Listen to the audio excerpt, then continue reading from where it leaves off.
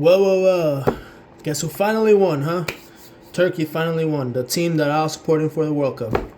What a terrible disappointment.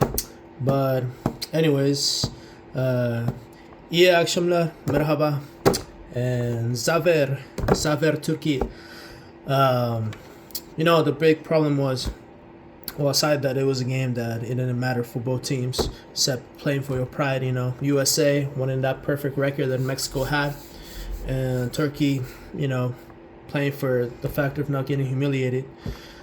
The big problem was that, well, the lineup for both games, both against Australia and also against Paraguay, disastrous. They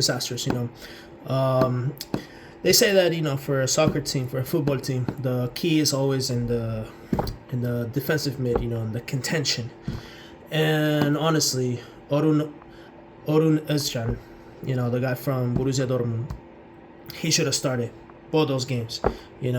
He would have been, he's a good level player of Borussia Dortmund, Özcan, and the fact that, he only played like the last 20 minutes of the Australia game and then he started this game shows you what goes on, because when he went on the Australia game, the team improved. And this game that he played, the team also played really well. And then the other thing that I would also say was a problem. You had Çalhanoğlu, and you had Köksü, and you had Arda Güler. And the problem is that you got three players who are basically playmakers. Güler more like number 10 or also in the wing. Çalhanoğlu is specifically an attacking midfielder, and Köksü is an organizer. But the thing is that those three who played Australia game, they clashed. And then against Paraguay, Montella, our coach, I like Vincenzo Montella. He's a great coach.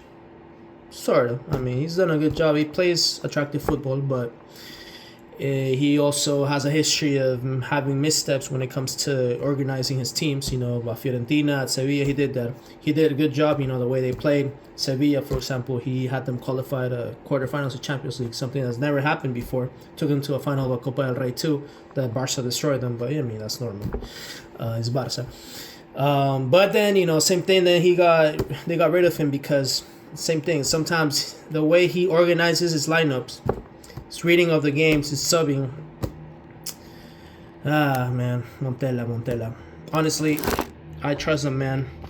He's one of my favorite coaches. He was one of my favorite players growing up. Roma legend. But I hope that if he stays and he understands, it's still a pretty young team. It's kind of sad that Çalhanoğlu, he's 32 years old now. But, the rest of the team, early 20s. So they're a good age. Or Köksü, he's like 28, 29. But still got, a solid 4 years for next World Cup or for the Euros in 2 years.